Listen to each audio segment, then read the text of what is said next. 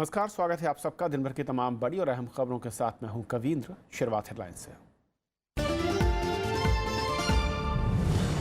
नक्सलियों के सफाई के लिए बनेगी नई रणनीति। 8 मई को पीड़ित राज्यों की बैठक। गृह मंत्री ने माओवादियों को बताया विकास विरोधी।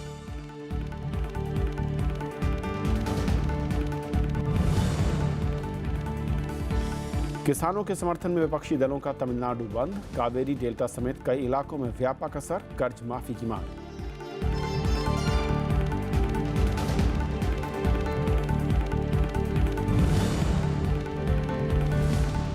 अनाज उत्पादन में टूट सकते हैं पुराने रिकॉर्ड। इस साल दिखेगा अच्छे मानसून का असर। अधिकारियों के सम्मेलन में किसानों को खुशहाल बनाने पर हुई चर्चा।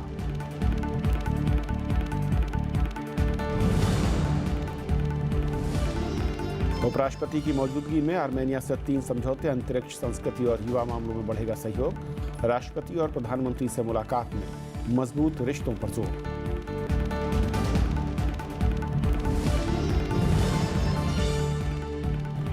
H-1B वीजा पर अमेरिका ने दिए नरमी के संकेत। कहा भारत से मजबूत व्यापारिक रिश्तों के हिमायती। भारतीय निवेश की तारीफ।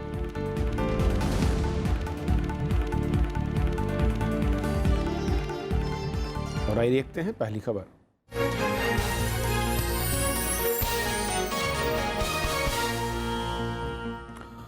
तमिलनाडु में केंद्र और राज्य से किसानों के मुद्दे के तत्काल समाधान की मांग को लेकर विपक्षी पार्टियों के बंद का कई इलाकों में खासा असर दिखाई दिया। डीएमके के कार्यकारी अध्यक्ष एम.के. स्टालिन समेत कई प्रदर्शनकारियों को पुलिस ने हिरासत में भी लिया। विपक्षी पार्टियों की मांग है कि किसानों की कर्ज माफी हो और साथ ही सूखा पीड़ित इलाकों में मुआवजा और कावेरी प्रबंधन बोर्ड भी बनाया जाए। ये तस्वीरें हैं तमिलनाडु में किसानों के समर्थन में विपक्षी दलों के बुलाए बंद की। किसानों ने कावेरी डेल्टा इलाके समेत राज्य के कई इलाकों में प्रदर्शन किया। तिरुचिरापल्ली, कोयम्बटूर, मदुरई और कांचीपुरम समेत कुछ जगहों पर प्रदर्शनकारियों ने चक्का जाम और रेल रोकने की कोशिश की। इसके बाद आंदोलनकारियों को हिरासत में लिया गया। तिरुवरूर में प्रदर्शन कर रहे डीएमके के कार्यकारी अध्यक्ष एम.के. स्टालिन को हिरासत में लिया गया।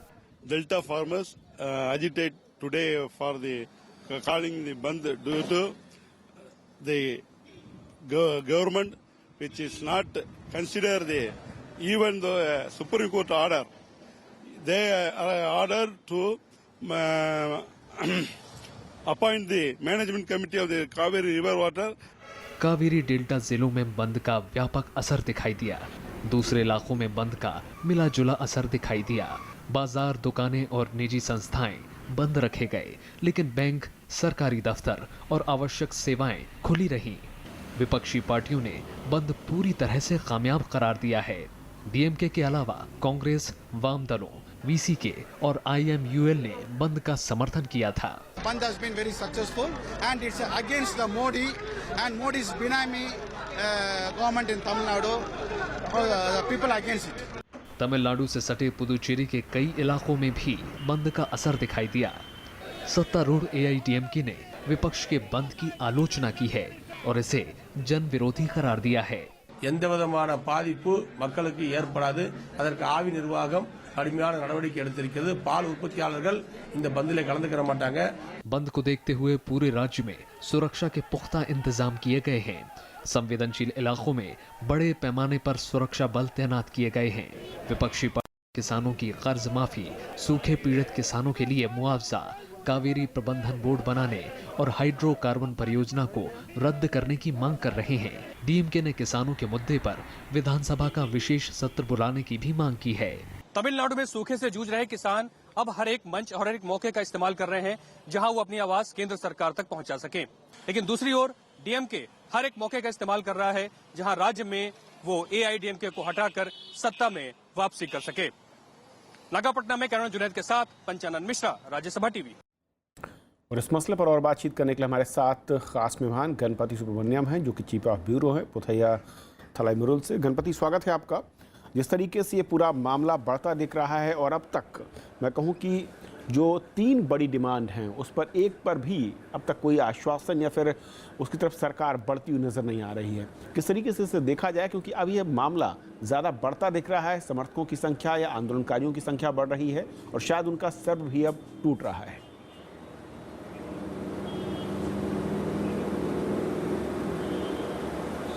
बिल्कुल, बहुत चिंता के विषय ये है कि 140 साल में जो सूखा नहीं देखा है तमिलनाडु, आज वहाँ देखने को मिल रहा है। और बिल्कुल 1 साल पहले वहाँ पे इतना फ्लड हुआ, सारा जो पानी जो है पूरा चेन्नई और उसके आसपास की इलाका को घेर लिया था। डैम में तो पूरा रख नहीं सके, खोलना पड़ा। लेकिन वो सब पानी कहाँ गया? इतना सूखा कैसा आ गया? अब पीने को पानी नहीं है, तरस रहे हैं। और आज किसानों के लिए हड़ताल हो रहा है, उसमें भी राजनीति है। विपक्ष डीएमके और उसका साथी जो है वो ये हड़ताल में पूरा एकदम जोर लगा के काम किया है। लेकिन अन्ना डीएमके है, बोले कि वो हम इस किसान का समर्थन में हैं, लेकिन इस हड़ताल में हम भाग नहीं लेंगे। और इसी तरह जो है इनका खींचातानी चल रहा है। बहुत बड़ी चिंता ये है कि किसानों की फ्यूचर में भी और इतनी बड़ा समस्या में भी राजनीति का खेल ज़्यादा आ रहा है। तो इसी वजह से जो है किसानों का जो इतना सारा डिमांड, जो इम्पोर्टेंट डिमांड्स आपने बताई, महत्वपूर्ण डिमांड्स है, वो पूरा नहीं हो पा रहा है। प्रधानमंत्री तक जाता है, मुख्यमंत्री के पास जाता है, सबके पास जाता है, लेकिन पूरा एकजुट हो के नेता लोग इस पर जोर नहीं लगा रहे हैं, इसलिए इनका काम हो नहीं पा रहा है। गणपति, क्योंकि आप बहुत ही करीब से इस पूरे मसले को देख रहे हैं और लंबे समय से इसे देख रहे हैं, असल में अवरोध या मैं कहूं कि ब्रेकर है कहां पर? राज्य सरकार उस तरीके से सपोर्ट नहीं कर रही, सिर्फ दिखावटी जो एक लहजा है वो सपोर्ट है, या फिर केंद्र सरकार से जिस मदद की उम्मीद राज्य सरकार को है वो उसे ग्रीन सिग्नल नहीं मिल पा रहा, इसीलिए किसान अब तक इस हाल में है?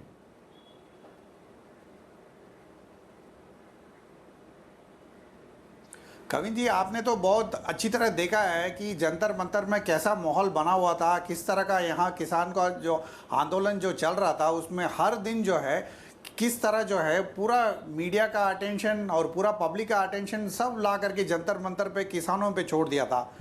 उसके बावजूद क्या हुआ, आज वहाँ पे चेन्नई में हड़ताल है। डीएमके का बुलावा आ रहा है किसानों का लीडर का, बोल रहे हैं कि आप आ जाइए, हमारा जो आंदोलन है उसमें आप भी भाग लेंगे, इसलिए दिल्ली का हड़ताल खत्म कर दें, आ जाएं। तो डीएमके चाहता है कि भाई हमारा नाम हो ये हड़ताल खत्म होने में। और दूसरी तरफ जो है मुख्यमंत्री है वो आ गए दिल्ली में, वो आके किसानों के साथ बैठ गए, बोल रहे हैं कि भाई हम कह रहे हैं कि भाई आप आंदोलन छोड़ दो, इसलिए आप आंदोलन छोड़ दो। कोई ये नहीं कह रहा है कि भाई आपका सारा काम हो जाएगा उससे आप आंदोलन छोड़ दो। सब लोग ये कहने के लिए कि क्रेडिट लेने के लिए कि मेरे वजह से ये आंदोलन खत्म हुआ, मेरे वजह से इन लोगों ने आंदोलन छोड़ दिया, इस तरह का बातें हो रही है। और आखिर क्या हुआ, मुख्यमंत्री ने जो है किसानों का जो डिमांड है उसको लेकर के प्रधानमंत्री को दिया।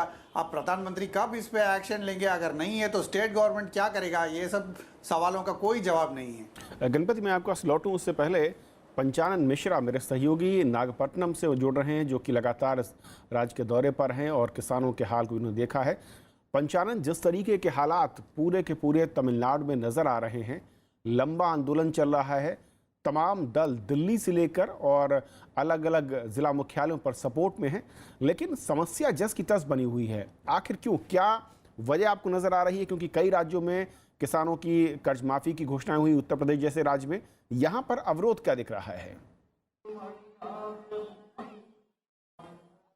देखिए कविंद्र, आपने बिल्कुल ठीक कहा, ये पूरे तमिलनाडु के 32 जिले हैं, उनको सूखा ग्रस्त घोषित किया जा चुका है। लेकिन उसके बावजूद भी जो बड़ी समस्या है वो ये कह लीजिए जो कावेरी का जो बड़ी सिंचाई और बड़ी उपजाऊ इलाका है, इसे कावेरी डेल्टा बोलते हैं, 8 से 9 जिले जिसके अंदर आते हैं, वहां के सिंचाई जो किसानों की हालत जो है वो सबसे बुरी है। और दिल्ली के जंतर मंतर पर जो किसान आंदोलन कर रहे थे वो इसी कावेरी डेल्टा के त्रिचनापल्ली और तंजावुर और तिरुवारूर और नागापट्टनम के रहने वाले, क्योंकि नागापट्टनम को इस इलाके का सबसे एक कह लीजिए एक सुसाइड डिस्ट्रिक्ट माना जाता है। कारण उसका वही है कि धान की जो बड़ी फसल होती थी यहाँ पर वो बिल्कुल तबाह हो चुकी है। तो एक बड़ी वजह यही है कि 40,000 करोड़ रुपए राज्य सरकार की तरफ से मांगा गया है केंद्र सरकार से, लेकिन केंद्र जो मदद जारी की है वो नेशनल डिजास्टर रिलीफ फंड के तौर पर वो 1700 करोड़ रुपए की है, तो उसको नाकाफी बताया जा रहा है। और दूसरा एक कारण ये भी है कि जो राजनीति कर्नाटक और उसके तमिलनाडु के बीच में कावेरी नदी के जल के बंटवारे को लेकर है कि कर्नाटक पानी छोड़ नहीं रहा, क्योंकि खुद उसके यहाँ पानी जो है वो कह लीजिए कि उसकी पर्याप्त आपूर्ति नहीं हो रही है। तो उसके चलते पूरी कावेरी नदी जो नदी बहा करती थी आज वो बिल्कुल सूखी पड़ी हुई है, उसके तलहटी में एक बूंद का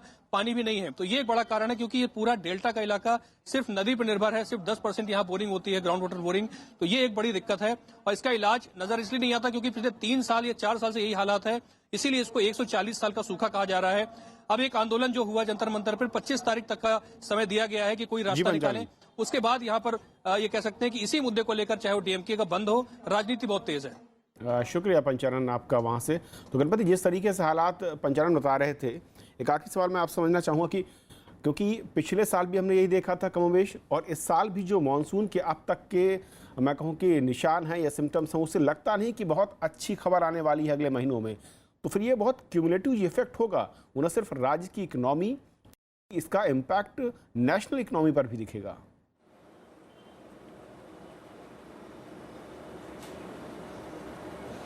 बिल्कुल सही बात कह रहे हैं आप। इस बार भी जो है मानसून एवरेज या बिलो एवरेज होने का ही ज़्यादा उम्मीद है। प्राइवेट फोरकास्ट में बताते हैं कि नहीं, डेफिशिएंट मानसून हो सकता है, लेकिन आईएमडी का फोरकास्ट है 98% तक एवरेज हो सकता है। तो अगर 98% एवरेज भी होगा, उसका स्प्रेड कैसा रहेगा और किन किन इलाकों में अभी बहुत ज़्यादा दिक्कत है, वहाँ पे कैसा असर होगा, ये सब तो देखने को है। दूसरी बात यह है कि तमिलनाडु को छोड़ के आप कर्नाटका, तेलंगाना, आंध्रा, कई प्रांत में बहुत बड़ी सूखा है इस टाइम में। केरला में भी पानी का समस्या है। ऐसे हालत में एग्रीकल्चर का प्रोडक्शन डेफिनेटली कम होगा। उत्तर प्रदेश जैसे दूसरे इलाकों में अगर बढ़ेगा, नॉर्थ में पंजाब में बढ़ेगा, लेकिन पूरा साउथ में घटने का ही उम्मीद है। अगर ये वाला मानसून भी जो है अगर ठीक नहीं निकलेगा तो बहुत ज़्यादा मुश्किलें होगी और फार्मर्स का डिस्ट्रेस है वो ज़्यादा है। इस वजह से रूरल इकोनॉमी में डिमांड कम होगा। अगर फसल इस बार भी फेल होगा तो लोन कैसे वापस करेंगे, लोन नहीं दे पाएंगे तो नया सामान कैसे खरीदेंगे, खाद कैसे खरीदेंगे, बीज कैसे खरीदेंगे। तो ओवरऑल जो है ये बहुत नेगेटिव इम्पैक्ट होने का है। अगर शुक्र होगा कि इस बार मानसून अगर ठीक ठाक निकले, वो that is the only solution for the time being. बाकी तो सरकार को सारा कदम उठाना पड़ेगा। नीति आयोग मीटिंग में भी डिस्कस हुआ, कम से कम ये तो कर दीजिए कि किसानों का जो इंश्योरेंस है उसका पेमेंट तो कर दीजिए। फाइनेंशियल ईयर खत्म हो गया है मार्च में, अप्रैल तक तो कर दीजिए। ऐसा एक रिक्वेस्ट भी आया है प्रधानमंत्री के पास। कम से कम ये करेंगे तो बचेगा, नहीं तो बहुत बड़ा रूरल डिस्ट्रेस होने वाला है। बिल्कुल गणपति, और सबसे अचरज की बात यह है कि आज हम ये बात कर रहे हैं तब दिल्ली में कृषि मंत्रालय ने दावा किया कि इस बार देश में रिकॉर्ड पैदावार होने जा रही है, जबकि कई राज्य हम देख रहे हैं कि लगातार सूखे की चपेट में हैं और किसान बदहाल हैं। बहुत बहुत शुक्रिया आपका हमारे साथ जुड़ने के लिए। यदि पहली खबर, छोटा सा ब्रेक, और ब्रेक के उस पार दिन भर की दूसरी बड़ी खबरें।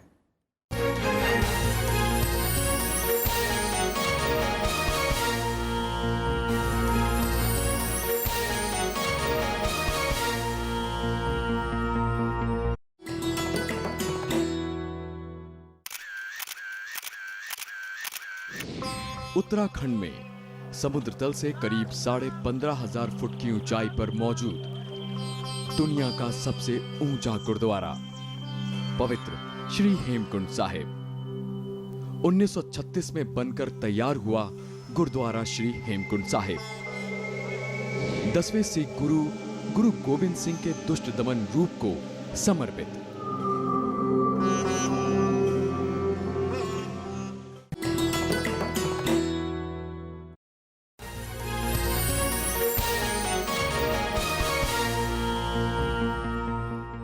सरकार नक्सलियों से मुकाबले के लिए अपनी नीति की समीक्षा करेगी। गृह मंत्री राजनाथ सिंह ने आज रायपुर में यह ऐलान किया। सुकमा में बड़े नक्सली हमले के बाद उन्होंने वरिष्ठ अधिकारियों के साथ हालात की समीक्षा की। गृह मंत्री ने नक्सलियों को विकास विरोधी भी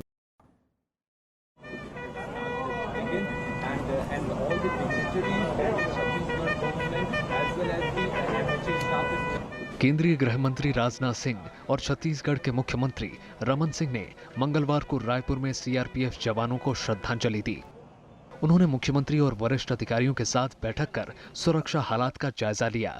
गृह मंत्री ने कहा कि नक्सलियों के खिलाफ सीआरपीएफ को कई सफलताएं मिली हैं, इसलिए हमला बौखलाहट में किया गया है। हमने इसे चुनौती के रूप में स्वीकार किया है, इसीलिए यह भी फैसला किया है कि हमारी जो LWE की स्ट्रेटजी है उसको हम पुनः रिव्यू करने जा रहे हैं। जरूरत होगी तो हम उसे रिवाइज भी करेंगे और 8 मई को दिल्ली में वह बैठक मैंने बुलाई है। गृह मंत्री ने अस्पतालों में घायल जवानों से भी मुलाकात की। उन्होंने नक्सलियों पर विकास विरोधी होने का आरोप भी लगाया और आदिवासियों को अपनी ढाल बनाकर विकास के खिलाफ अभियान छेड़ने की अब उनके द्वारा कोशिश की जा रही है। लेकिन मैं यह भी दृढ़ता के साथ कहना चाहूंगा कि इसमें वह किसी भी सूरत में कामयाब नहीं होंगे। न केवल वहाँ पे इंफ्रास्ट्रक्चर बनाएंगे मजबूती के साथ, बल्कि आने वाले समय में और सफलतापूर्वक वहाँ पे ऑपरेशन चलाएंगे। सुकमा में वारदात स्थल पर सीआरपीएफ का विशेष दस्ता गश्त कर रहा है। ये इलाका घने जंगलों में है। ये पता लगाने की कोशिश कर रहे हैं कि नक्सलियों ने इतने बड़े हमले को कैसे अंजाम दिया। पूर्ण विश्वास से कहते हैं कि जल्दी इस जो घटना हुई इसका हम बदला लेंगे और नक्सलियों को उनको मतलब कि उनके मान में वहाँ पे जिनका स्ट्रांग होल्ड है वहाँ पे जाके उनको नुकसान पहुँचाएंगे। नक्सलियों का हमला सोमवार को सुकमा जिले के काला पथार इलाके में हुआ। नक्सलियों ने बुरकापाल और जागरगुड़ा के बीच बन रही सड़क की सुरक्षा में लगे जवानों पर हमला किया। इसमें सीआरपीएफ के 25 जवानों की जान चली गई। पिछले 7 साल में सुरक्षा बलों पर यह सबसे बड़ा नक्सली हमला है। Bureau report, Rajya Sabha TV. Jammu Kashmir में बिगड़ते हालात के बीच मुख्यमंत्री महबूबा मुफ्ती ने आज सेना, पुलिस और दूसरी एजेंसियों के आला अधिकारियों के साथ बैठक की, जिसमें राज्य की सुरक्षा व्यवस्था और कश्मीर घाटी के हालात की समीक्षा की गई। घाटी में आतंकवादी गतिविधियां बढ़ने, छात्रों में बढ़ता संतोष एजेंडे में शामिल था। ये बैठक इस लिहाज से भी अहम है कि कल ही महबूबा मुफ्ती ने दिल्ली में प्रधानमंत्री नरेंद्र मोदी और गृहमंत्री राजनाथ सिंह के साथ मुलाकात की थी और घाटी के हालात अगले 3 महीने में सुधार देने का भरोसा दिया था।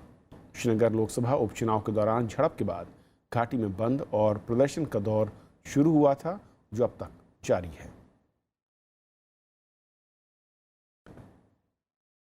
आर्मेनिया यात्रा के दूसरे दिन उपराष्ट्रपति मोहम्मद हामिद अंसारी ने येरेवन में आर्मेनिया के राष्ट्रपति और प्रधानमंत्री कैरन कारपेटियान से मुलाकात की।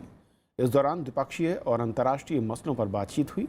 इसके बाद दोनों नेताओं की अगुवाई में प्रतिनिधिमंडल स्तर की वार्ता हुई, जिसमें आपसी सहयोग और जिम्मेदारी बढ़ाने पर जोर दिया गया। बाद दोनों देशों के बीच 3 अहम समझौते हुए, जिसमें अंतरिक्ष, सांस्कृतिक और युवा सहयोग शामिल हैं। उपराष्ट्रपति येरेवन में आर्मेनिया के जनसंघा स्मारक जाकर उन्होंने श्रद्धांजलि दी। इसके अलावा वो येरेवन विश्वविद्यालय में छात्रों को भी संबोधित करेंगे। उपराष्ट्रपति मोहम्मद हामिद अंसारी 26 अप्रैल को यात्रा के अगले पड़ाव में पोलैंड की राजधानी वार्सा के लिए रवाना होंगे। कृषि वर्ष 2017-18 में देश में अनाज का रिकॉर्ड उत्पादन होने की उम्मीद है। सरकार के मुताबिक अच्छे मानसून से 27.3 करोड़ टन अनाज पैदा होगा। इससे कृषि की विकास दर भी 4% के आसपास बनी रहेगी। सरकार 5 साल में किसानों की आय दोगुनी करने के लिए भी कई कदम उठाने जा रही है। खरीफ अभियान के तहत विज्ञान भवन में देश भर के कृषि अधिकारी भावी रणनीतियों पर मंथन कर रहे हैं। केंद्र सरकार का फोकस 2022 तक किसानों की आय दोगुनी करने का है। कृषि वर्ष 2016-17 में देश में करीब 27.19 करोड़ टन अनाज पैदा होने का आकलन है। अगले साल ये आंकड़ा और बढ़ेगा। गेहूं का उत्पादन भी 96.64 मिलियन टन अनुमानित है, जो अब तक का सर्वाधिक उत्पादन है। मौजूदा वर्ष का गेहूं उत्पादन 15-16 के उत्पादन की तुलना में 4.5 मिलियन टन अधिक है। इन उपलब्धियों के बाद भी खेती बाड़ी चुनौतियों से भरी है। बढ़ती लागत के साथ कृषि क्षेत्र में असंतोष परेशानी का कारण बन रहा है। वाजिब दाम के मसले पर खास चिंता है। इसके लिए सरकार का जोर मंडी सुधारों पर है। सरकार छोटे और मझोले किसानों पर ज्यादा ध्यान देगी। छोटे किसान हैं वो न तो टेक्नोलॉजी का उपयोग कर सकते हैं, न कोई खुद के लिए वो उसका बचना ही मुश्किल है। तो इनको कैसे इसमें और ताकत दे, इनके लिए राज्यों से भी अपेक्षा है कि वो कुछ सुझाव दे। 2 दिनों तक दिल्ली में चलने वाले राष्ट्रीय कृषि सम्मेलन का फोकस वैसे तो खरीफ अभियान 2017 है, लेकिन खेती से जुड़े तमाम सवालों पर भी चर्चा हो रही है। अरविंद कुमार सिंह, राज्यसभा टीवी। दिल्ली में बढ़ती गर्मी के साथ जनता पानी के संकट से भी जूझ रही है। दिल्ली सरकार के जल मंत्री कपिल मिश्रा ने पानी की समस्या से निपटने के लिए विभाग की आपातकालीन बैठक बुलाई और भरोसा दिया कि दिल्ली के हर घर में पानी पहुंचेगा। दिल्ली के मुखर्जी नगर इलाके के ये लोग मंगलवार सुबह से जल बोर्ड के दफ्तर के चक्कर काट रहे हैं। इनका आरोप है कि सरकार ने पानी के लिए पाइपलाइन तो डाली, लेकिन वो सूखी पड़ी है। जब पानी आ ही नहीं रहा है तो आप मुफ्त क्या और पैसे क्या? पानी ही नहीं है, आप पैसा लेके पानी दो तो सही। हमें पानी से मतलब है, आपको पैसे से मतलब है। मुफ्त पानी तो आप तब कहोगे ना जब आप हमें पानी दे रहे हो। हमारे पब्लिक का काम करने के लिए तनख्वाह लेते हैं सरकारी, हम टैक्स भरते हैं, इनकी जवाबदेही है, लेकिन ये कोई जवाबदेही नहीं दे रहे। केजरीवाल कहते हैं कि पानी फ्री देंगे, हम कहते हैं पैसे ले लो लेकिन पानी तो दो। पानी की समस्या सिर्फ दिल्ली के एक इलाके की नहीं है।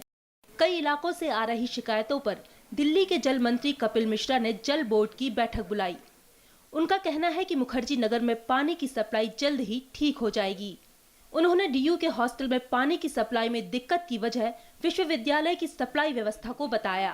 पानी की सप्लाई ठीक की गई है, लेकिन क्योंकि 2 साल से लगातार ये प्रॉब्लम है कि डीयू का अपना नेटवर्क खराब होता है और पानी देने के बावजूद विश्वविद्यालय के छात्रों को पानी नहीं मिलता है। दिल्ली सरकार ने हर घर को 700 लीटर पानी हर दिन मुफ्त देने का वादा किया था, लेकिन कई इलाकों में सरकार की इस योजना का फायदा नहीं मिल रहा है। अनु दीवान, राज्यसभा टीवी। मालेगांव धमाके की साजिश रचने के आरोपी साध्वी प्रज्ञा सिंह ठाकुर को बॉम्बे हाई कोर्ट ने आज जमानत दे दी। हालांकि मामले के एक और आरोपी पूर्व लेफ्टिनेंट कर्नल प्रसाद पुरोहित की याचिका खारिज कर दी है। साध्वी प्रज्ञा 9 वर्षों से जेल में थी।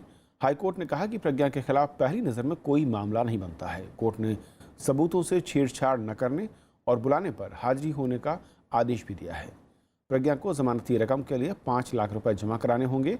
उन्हें एनआईए के पास पासपोर्ट भी जमा कराना होगा। एनआईए पहले ही प्रज्ञा ठाकुर को क्लीन चिट दे चुकी है। 29 सितंबर 2008 को मालेगांव में धमाका हुआ था, जिसमें 6 लोगों की मौत हुई थी, जबकि 100 लोग घायल हुए थे। अंडरवर्ल्ड डॉन छोटा राजन को आज अदालत ने 7 साल की सजा सुनाई है। जाली पासपोर्ट रखने के आरोप में ये सजा सुनाई गई है। राजन के साथ 3 सेवानिवृत्त कर्मचारियों को भी 7 साल की जेल हुई है। राजन फिलहाल तिहाड़ जेल में बंद है। राजन ने मोहन कुमार के नाम से जाली पासपोर्ट बनवाया था। इसमें अधिकारियों ने उसकी मदद की। राजन को साल 2015 में बाली में गिरफ्तार किया गया था और उसके बाद उसे भारत लाया गया था। अमेरिका ने H-1B वीज़ा के मुद्दे पर नरम रुख दिखाया है। विदेश मंत्रालय के प्रवक्ता मार्क टूनर ने कहा कि अमेरिका भारत के साथ मजबूत व्यापारिक संबंध चाहता है और भारतीय कंपनियों की ओर से किया जा रहा निवेश उनके लिए मायने रखता है। उन्होंने कहा कि अमेरिका वीज़ा को जारी करने की प्रक्रियाओं की समीक्षा कर रहा है और उसे मजबूत करने के तरीके खोज रहा है। इससे पहले अमेरिकी दौरे पर गए वित्त मंत्री अरुण जेटली ने H-1B वीज़ा का मामला ट्रंप प्रशासन के सामने उठाया था। उधर न्यूयॉर्क में एक कार्यक्रम में आरबीआई गवर्नर उर्जित पटेल ने अमेरिका की नई वीज़ा नीति की आलोचना की। उन्होंने कहा कि एप्पल और आईबीएम जैसी अमेरिकी कंपनियों ने अगर दुनिया भर से टैलेंट को हायर नहीं किया होता तो आज वो दुनिया की दिग्गज कंपनियों में शुमार नहीं होती। वित्त मंत्री अरुण जेटली ने माना है कि डूबे कर्ज की समस्या से भारत के बैंक परेशान हैं। उन्होंने न्यूयॉर्क में काउंसिल ऑफ फॉरेन रिलेशन के कार्यक्रम में बात कही। वित्त मंत्री के मुताबिक इससे निवेश पर असर पड़ रहा है। उनके मुताबिक डूबे कर्ज की समस्या 20 से 30 खातों तक सीमित है और इसका समाधान निकालना संभव है। उन्होंने कहा कि उदारीकरण से पहले बने भ्रष्टाचार निरोधक कानून से समस्या सुलझाने में दिक्कत आ रही है। नेपाल के प्रधानमंत्री पुष्प कमल दहल आज प्रधानमंत्री नरेंद्र मोदी से फोन पर उन्होंने बात की, जिसमें मधेशियों और सरकार के बीच हुए समझौते की जानकारी शामिल थी और नेपाल में संविधान में मधेशियों की मांगों को लेकर किए जा रहे परिवर्तनों की भी उन्होंने जानकारी दी। पुरचंद ने नेपाल में 20 साल बाद होने वाले स्थानीय निकाय के चुनाव की प्रधानमंत्री मोदी को जानकारी दी। उन्होंने प्रधानमंत्री से इस चुनाव को सफल बनाने में मदद की भी अपील की। प्रधानमंत्री नरेंद्र मोदी ने नेपाल के प्रधानमंत्री को आश्वस्त किया कि नेपाल की स्थिरता और विकास में भारत पूरी तरह से मदद करेगा। श्रीलंका के प्रधानमंत्री रानिल विक्रमसिंघे आज भारत दौरे पर दिल्ली पहुंचे। बुधवार को वो प्रधानमंत्री नरेंद्र मोदी के साथ मुलाकात करेंगे, जिसमें दोनों देशों के बीच चिंकुमाली में एक बंदरगाह विकसित करने के संयुक्त प्रोजेक्ट पर भी बातचीत होगी। इस प्रोजेक्ट में पेट्रोलियम रिफाइनरी बनाने पर बात होनी है। अगले महीने प्रधानमंत्री नरेंद्र मोदी भी श्रीलंका जाएंगे। तो इस बुलेटिन में फिलहाल इतना ही। नमस्कार।